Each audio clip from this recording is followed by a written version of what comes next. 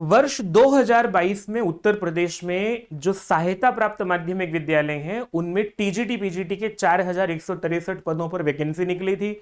2 वर्षों से अधिक अंतराल बीत गया परीक्षा को लेकर के, अभी भी कोई स्थिति स्पष्ट ना आयोग की तरफ से की गई है, ना शासन कोई अपनी जिम्मेदारी समझ करके इस पर कोई वक्तव्य दे रहा है। परंतु विद्यार्थियों, मैं इस वीडियो में आप लोगों को यह समझाने का प्रयास करूंगा कि जिन 13 लाख अभ्यर्थियों ने इन 4163 पदों पर आवेदन किया है, उनको अपनी तैयारी को अंतिम रूप देने के लिए और कितना समय उनके पास है, कब तक ये एग्जाम जो है वो हो सकता है, इस वीडियो से मैं समझाने का प्रयास करूंगा।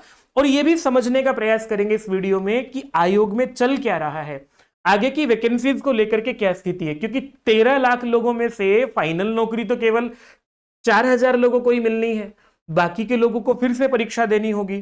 तो आगे की स्थिति भी आप लोगों को स्पष्ट हो जाएगी कि आगे 2025 में कब कब वैकेंसीज निकलेंगी, ताकि आप लोग अपना एक आधार बना करके तैयार करें। मेरा नाम है अवधेश विद्यालंकार, आप लोग संस्कृत पाठशाला से जुड़े हुए हैं और चैनल को सब्सक्राइब कर लीजिएगा। आप लोगों तक ऑथेंटिक जानकारी पहुंचाने का मैं पूरा प्रयास करता हूं। विद्यार्थियों, एग्जाम डेट को लेकर के जो आयोग में बहुत सारी मीटिंग हो रही है, उनकी एक जानकारी दी है डॉक्टर हरेंद्र कुमार राय, जो कि आयोग के सदस्य हैं। जो 12 सदस्य हैं उनमें से एक सदस्य डॉक्टर हरेंद्र कुमार राय हैं। वो मेरठ में अभी कुछ दिन पहले, 2-3-4 दिन पहले जो है एक कार्यक्रम में आए हुए थे, MIT इंस्टीट्यूट में आए थे। वो महामंडलीय शैक्षिक उन्नयन विचार संगोष्ठी में आए हुए थे। उन्होंने अपना पक्ष रखते हुए बताया कि हम जनवरी में परीक्षा की तैयारी जो है वो कर रहे हैं, परंतु जनवरी में परीक्षा की तैयारी कराने में भी परीक्षा को जो है, मतलब आयोग जो है वो अपने सामने एक लक्ष्य रख रहा है। अभी अभी मीटिंगों में जो चर्चा हो रही है वो ये कि जनवरी में परीक्षा हो जाए, परंतु जनवरी में भी परीक्षा कराते हुए एक दिक्कत ये आ सकती है कि परीक्षा केंद्रों की उपलब्धता है या नहीं है। यदि परीक्षा केंद्रों की उपलब्धता नहीं हुई तो फिर यह परीक्षा बोर्ड की परीक्षा के बाद, मतलब लगभग अप्रैल में आयोजित कराई जाएगी। अब जनवरी में और अप्रैल में अगर ये परीक्षा आयोजित कराई जा रही है तो किन स्थितियों में जनवरी में परीक्षा हो सकती है, किन स्थितियों में अप्रैल में हो सकती है, इस पर थोड़ी सी चर्चा मैं आप लोगों को करते बताता हूं। अभी विद्यार्थियों क्या है कि आयोग जो है उसने ये कहा है कि हम एक परीक्षा कैलेंडर जारी तब करेंगे जब हमारे पास आगे जितनी भी वैकेंसीज हमें निकालनी है, क्योंकि अभी नए सारे के सारे सदस्य हैं, नए अध्यक्ष हैं, नए परीक्षा नियंत्रक हैं, तो एक पूरी सुचारू व्यवस्था बनाने के लिए उनके ऊपर दबाव भी है और ऐसा चाहेंगे भी ये लोग, क्योंकि इनके ऊपर एक ऐसा अच्छी व्यवस्था बनाना इनका लक्ष्य भी होगा सभी सदस्यों का। और अच्छी व्यवस्था बनाने के लिए एक पूरा परिदृश्य होना चाहिए, सारी वैकेंसीज क्लियर होनी चाहिए कि कहां कहां कितने कितने पद हैं।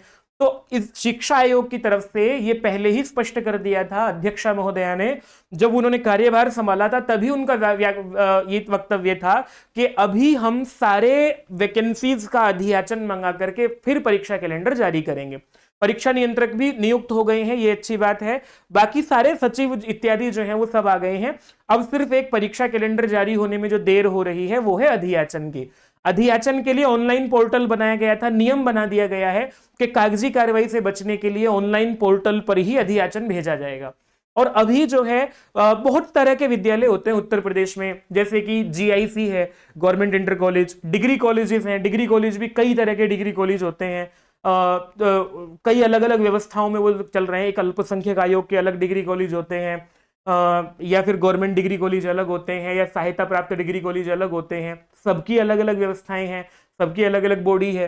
तो सबसे अधियाचन मांगते हुए निर्देश भी जारी कर दिए थे मुख्यमंत्री ने एक बैठक लेकर के। अधियाचन सबके आ जाएंगे, हालांकि अब इसमें क्योंकि ऑनलाइन पोर्टल हो गया है तो बहुत अधिक समय नहीं लगना चाहिए। 1 महीने के अंदर अंदर अगर अधियाचन आ जाते हैं, और उस बैठक को हुए भी लगभग 15 दिन बीत गए हैं जब ये बात हुई थी कि इस ऑनलाइन पोर्टल पर अधियाचन जो है वो भेजना है, तो हम ये मान लें कि अगर अक्टूबर में जो है वो अधियाचन आ जाते हैं तो आयोग के पास नवंबर-दिसंबर का समय है ये बात करने के लिए, पूरी परीक्षा व्यवस्था करने के लिए। नवंबर में यदि आयोग कैलेंडर जारी कर देता है तो जनवरी में परीक्षा कराई जा सकती है विद्यार्थियों। तो आप लोगों को अभी ये जरूर सुनिश्चित कर लेना चाहिए, अपने मन में एक धारणा जरूर बना लेनी चाहिए विद्यार्थियों, क्योंकि हम आगे के परीक्षा तिथि पर विचार करेंगे तो अपना नुकसान कर लेंगे। ये अधियाचन आ जाएगा नवंबर में, अगर कैलेंडर निकल जाएगा और क्योंकि इनके ऊपर जो है दबाव ये भी है, सारे के सारे लोग नए हैं, पहली बार इस तरह की इतनी बड़ी स्तर पर परीक्षा कराने के लिए सारे सदस्य नए हैं, अध्यक्ष नए हैं, इनका अनुभव भी इसको लेकर के पहली बार हो रहा है, तो ये अपनी तरफ से कोई कमी भी नहीं छोड़ना चाहेंगे, तो अपनी तरफ से पूरा प्रयास तो करेंगे। ये मैं पहली बार ये बात कह रहा हूं कि अब ये क्रियान्वयन की तरफ बोर्ड बढ़ रहा है। तो भाई विद्यार्थियों, इनको अब नया नियम भी बना दिया गया है, क्योंकि जो शिक्षक जो परीक्षा उत्तर प्रदेश में लीक हुई थी, पुलिस की परीक्षा, उसके बाद नियम बना दिया गया था, पुलिस भर्ती की परीक्षा के लीक होने के बाद, आरओ के बाद, कि एक परीक्षा में एक नई गाइडलाइन जारी करते हुए उत्तर प्रदेश के द्वारा ये कहा गया था कि एक पाली में जो है 5 लाख से अधिक अभ्यर्थी परीक्षा नहीं दे पाएंगे, और हमारे पास इस परीक्षा के लिए 4163 पदों पर 13 लाख विद्यार्थियों के आवेदन हैं। तो मतलब आप लोग ये मान लीजिए, एक दिन में अगर 2 पाली में परीक्षा कराई जाती है तो भी इसके लिए 13 लाख लोगों के लिए जो है वो कम से कम 2-3 पालियों की आवश्यकता होगी, 2 दिन में परीक्षा होगी। तो इसका पूरा ढांचा बनाने के लिए विद्यार्थियों, आयोग को जो है वो परीक्षा केंद्रों की उपलब्धता करने के लिए, पूरा कैलेंडर बनाने के लिए नवंबर का टाइम इनको लगेगा। हो सकता है नवंबर के किसी भी दौर में जो है, मतलब नवंबर में अंतिम सप्ताह तक तो कम से कम आयोग कैलेंडर जारी कर दे, और दिसंबर का समय आप लोगों के पास रहेगा एडमिट कार्ड इत्यादि सब व्यवस्थाएं करने के लिए। जनवरी में विद्यार्थियों परीक्षा कराई जा सकती है, इसमें कोई ऐसी समस्या नहीं है। अब परीक्षा केंद्रों की उपलब्धता को लेकर के भी मैं आप लोगों को बताता हूं।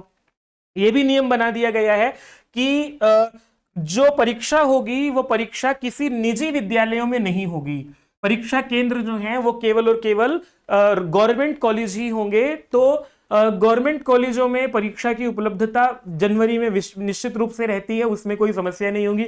उस समय कोई ऐसी बड़ी परीक्षा नहीं है। जो रेलवे की परीक्षाएं हैं या और जो परीक्षाएं वो ऑनलाइन हो रही हैं, तो परीक्षा केंद्रों की उपलब्धता ऑफलाइन परीक्षा कराने के लिए रहेगी। तो आप लोग अपने मन में सोच करके कि जनवरी में हमारी परीक्षा हो रही है, अपनी तैयारी को अंतिम रूप दीजिए विद्यार्थियों, ताकि आप लोग जब परीक्षा की घोषणा हो, उस परीक्षा की घोषणा में आप लोगों का नुकसान ना हो सकता है परीक्षा अप्रैल में भी हो जाए, परंतु यदि आप जनवरी के हिसाब से तैयारी कर लेंगे।